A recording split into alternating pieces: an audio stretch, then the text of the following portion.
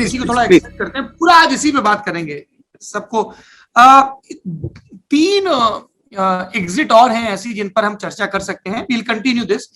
एक तो डॉक्टर हर्षवर्धन, दो तीन चीजें कही गई। एक तो अपने यहाँ एक बड़ी भोली समझ है कि अच्छा फलाने जी सेना में थे, इनको रक्षा मंत्री बना दो, ढिकाने जी डॉक्टर थे, इनको स्वास्थ्य मंत्री बना दो, है ना। This is not how it works, है ना। इस देश में कई बड़े रिफॉर्म्स लाने वाले कई व्यक्ति ऐसे थे जिनका उस फील्ड से सीधे सीधे कोई लेना देना नहीं था। अब के कामराज तमिलनाडु में किस तरह के रिफॉर्म्स लेकर आए, ये बड़ी देखने वाली चीज है ना। और वाजपेयी साहब के टाइम पे विनिवेश मंत्रालय अरुण शौरी के पास था, तो एक लंबी इस पे चर्चा है। तो हर्षवर्धन पे कई लोगों ने कहा कि वो कटार गिर गई, है ना, कि पेंडेमिक की दूसरी लहर के दौरान स्वास्थ्य मंत्रालय का जो प्रदर्शन था। कई लोगों ने कहा कि देखो देखो मोदी जी ने अकाउंटेबिलिटी फिक्स की, है ना, मंत्री ने परफॉर्म नहीं किया तो जाना पड़ा। और कई लोगों ने कहा कि देखो भाई जब तक सब ठीक होता है तब तक मोदी जी, और जैसे ही गड़बड़ होता है तो वो जैसे कांग्रेस में चलता है कि जीते तो राहुल भैया का कुशल नेतृत्व और हारे तो राज्य की नाकामी, राज्य के नेतृत्व की। हर्षवर्धन की एग्जिट की वैसे व्याख्या की जा रही है। रमेश पोखरियाल निशंक को लेकर दो तरह की बातें। एक तो उनका स्वास्थ्य खराब है, हम प्रार्थना करते हैं कि वो जल्द स्वस्थ हों।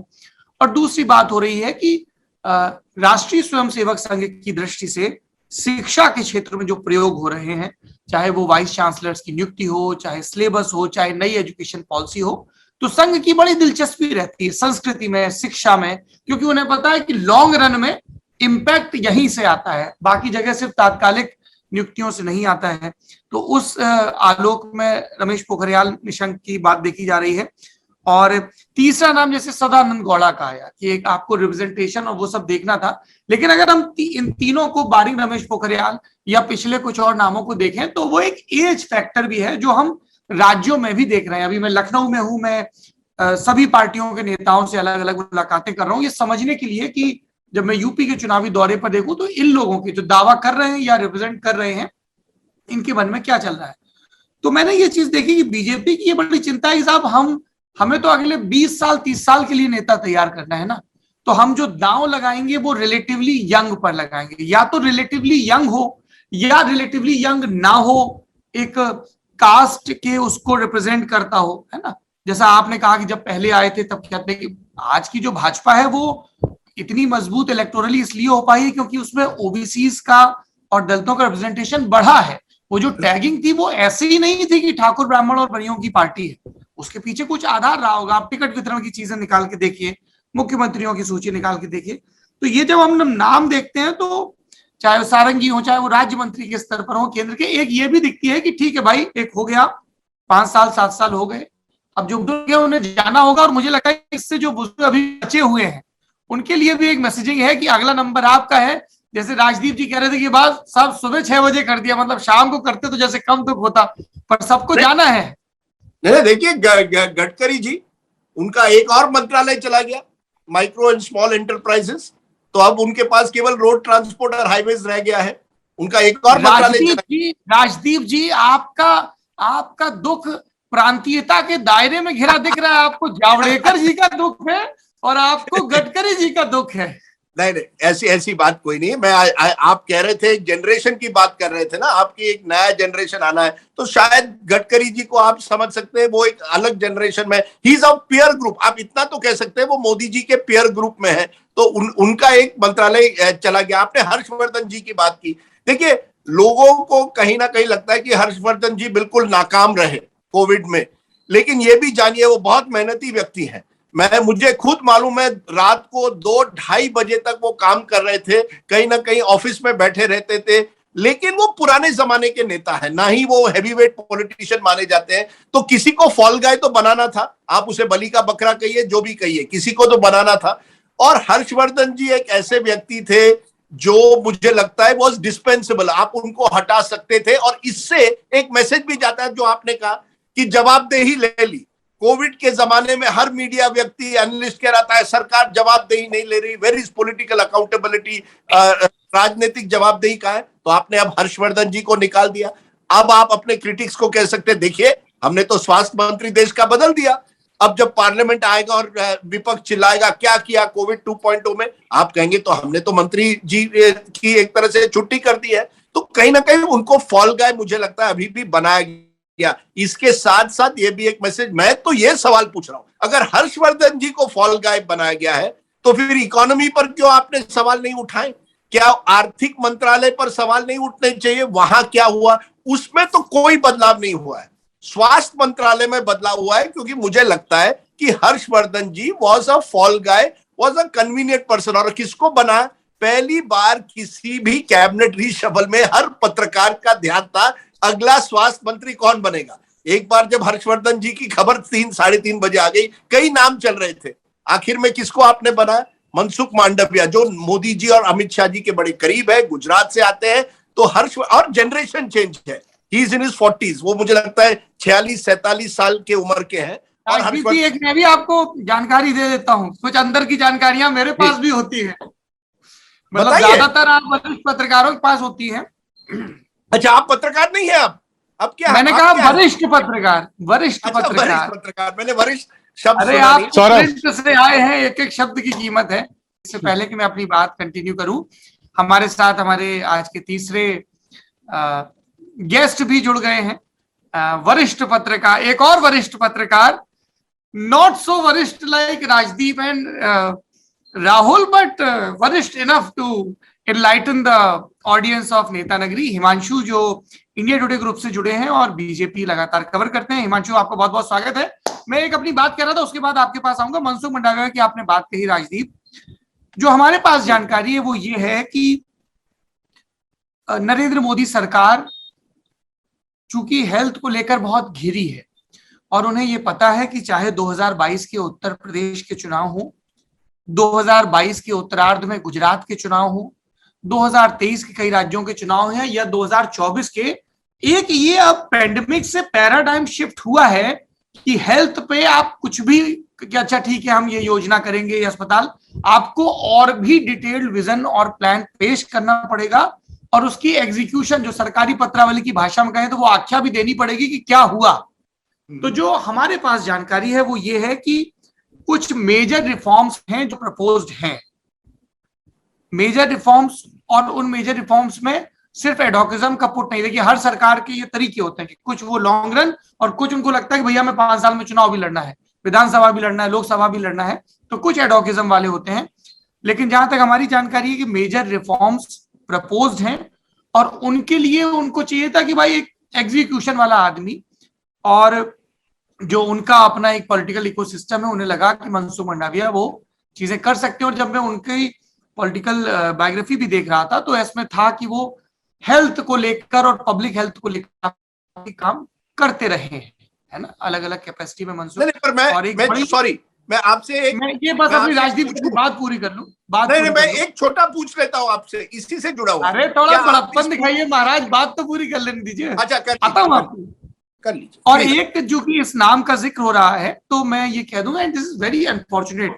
मुझे नहीं पता कि मेरे दर्शकों में कितने लोग राम मनोहर लोहिया जी को पढ़ते हैं या जिस भी अलग अलग उसको पढ़ते हैं। जैसे महात्मा गांधी को अगर आप पढ़ते हैं, अटल बिहारी वाजपेयी को पढ़ते हैं, जेपी को, अंबेडकर, बाबा साहब अंबेडकर पढ़ते हैं, अपनी भाषा में अपने राजनीतिक विचार रखना ये बहुत जरूरी चीज है। चिंतन हमेशा मातृभाषा में, उसको लेकर आप दुनिया भर की कितनी रिसर्च आपके सामने पेश की जा सकती है, लेकिन आप मनसुख की आलोचना करिए किसी भी उस पर, लेकिन उनकी ट्वीट की अंग्रेजी गलत थी, इसको लेकर जो खिल्ली उड़ाई जा रही थी ये बहुत ही बिल्कुल गलत, बिल्कुल बेवकूफाना था। और इसीलिए लोहिया जी कहा करते थे कि ये अंग्रेजियत से भरे जो लोग हैं, आप, मैं तो कहता हूं किसी के हिंदी के ज्ञान की कमी पर भी उसका मजाक नहीं उड़ा सकते हैं। हो सकता है कि उसके यहाँ हिंदी नहीं हो, क्योंकि जो हिंदी बोली जाती है वो एक मानकीकृत हिंदी, हमारे यहाँ बुंदेली बोली जाती है। तो मेरे यहाँ का एक वोटर यदि अपने वोट से एक विधायक और सांसद चुन सकता है और उससे ही इस देश का इकबाल, इस देश की सरकार तय होती है, और कल को वो व्यक्ति जाके मंत्रिपरिषद में बैठ जाए, तो आप उस पर ये आयत कैसे कर सकते हैं ये कैनन की साहब, just because you are not proficient enough in one language, इसलिए आप काबिल नहीं है।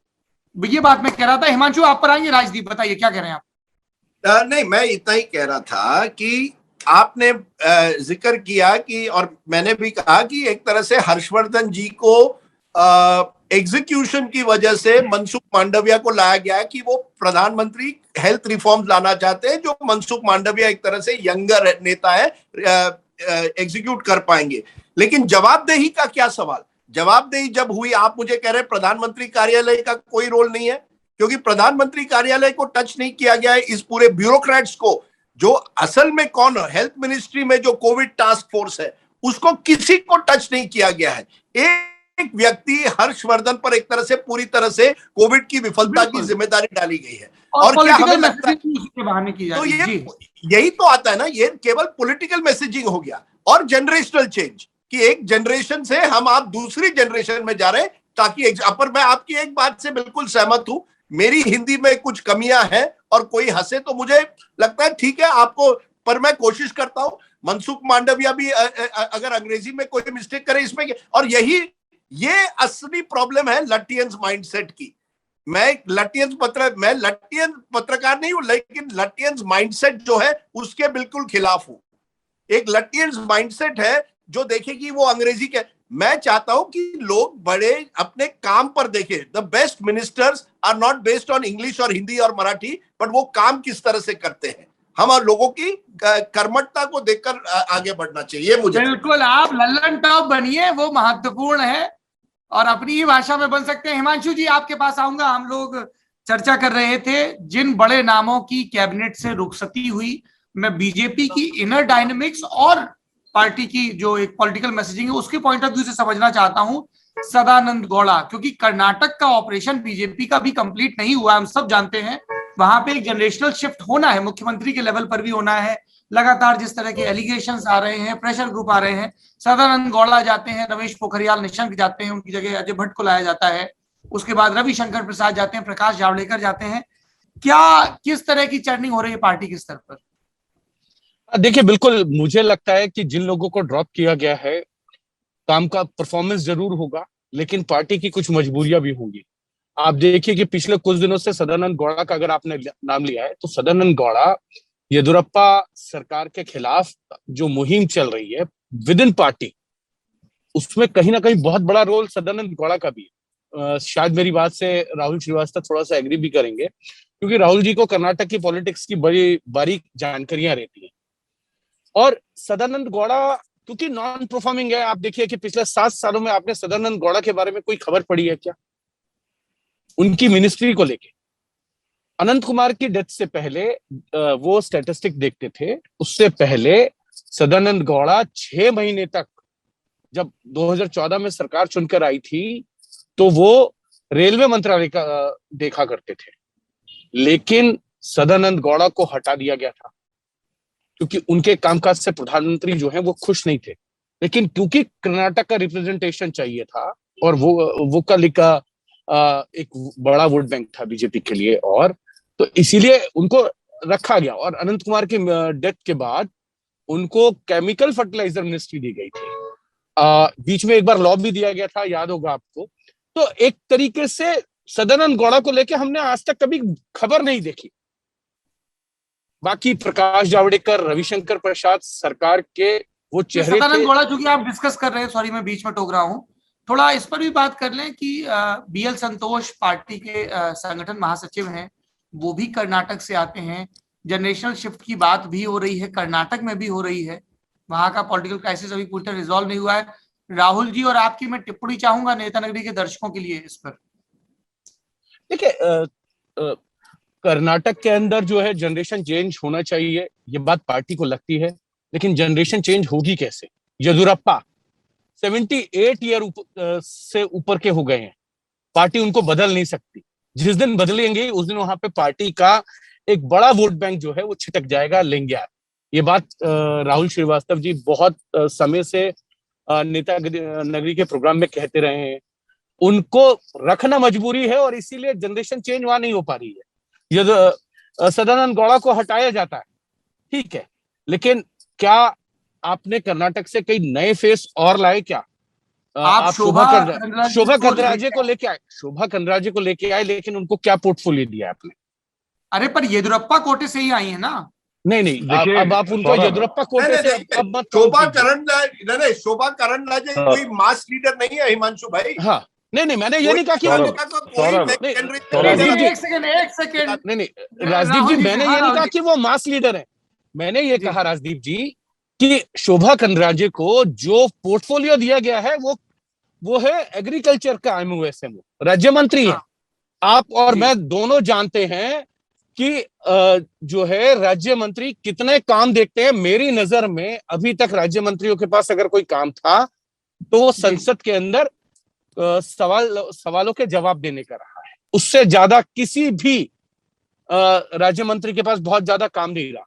एक एक्सेप्शनल केस थे मनसुख मांडविया, जो हमेशा जो है वो अपने काम को लिया करते थे। वो केमिकल फर्टिलाइजर में भी लिया करते थे, रोड एंड ट्रांसपोर्ट के अंदर भी उन्होंने नितिन गडकरी के साथ जद्दोजहद करी है।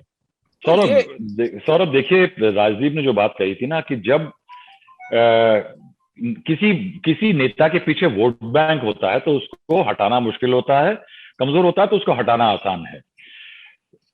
वही प्रॉब्लम बीजेपी की कर्नाटका में है। कर्नाटका में बीजेपी को येदियुरप्पा नहीं देखते, उनको लिंगायत वोट देखता है। जिस दिन लिंगायत बड़ा नेता उनके पास आ जाएगा, येदियुरप्पा नहीं बचेंगे। लेकिन मैं आपको एक बात बताना चाहता हूं कि इस बार जो हो रहा है एक्चुअली कि एक Shobha Karandlaje, she was called the single window to Yediyurappa. वो कंट्रोल करती थी सिस्टम को, और उनको लेकर के भी प्रोटेस्ट दिल्ली में बीजेपी के सामने कई बार आई थी और बीजेपी ने उसको सुलझाने की कोशिश की थी। लेकिन कर्नाटका में अभी जो चल रहा है वो येदियुरप्पा को धीरे धीरे समझाने का काम चल रहा है। येदियुरप्पा को समझाया जा रहा है, साहब कि आपकी उम्र हो गई है, किसी पे हाथ रख दीजिए, वो आपके कहने पे बिदक मत जाइए, आपके कहने पे लिंगायत हमें वोट कर दें। और उस एक्सरसाइज का एक हिस्सा बड़ा इंटरेस्टिंग जो है वो ये है कि इस समय पे शोभा करंदलाजे 100% येदियुरप्पा कैंप की अपॉइंटी नहीं कहलाएंगी।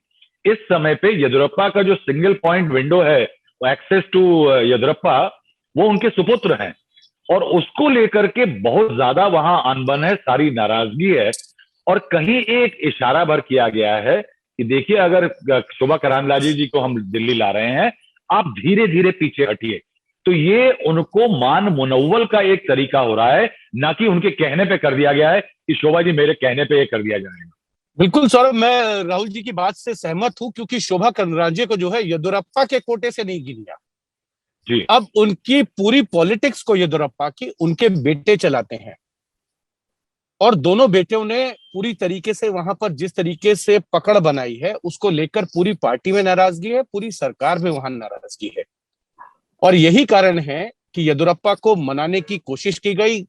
जो वहां के प्रभारी हैं अरुण सिंह, उन्होंने 2 बार वहां पर जाके विजिट की, मुलाकातें की, नाराज ग्रुप से भी और येदियुरप्पा से भी, लेकिन ये कह सकते हैं कि अभी तक सफलता नहीं मिली।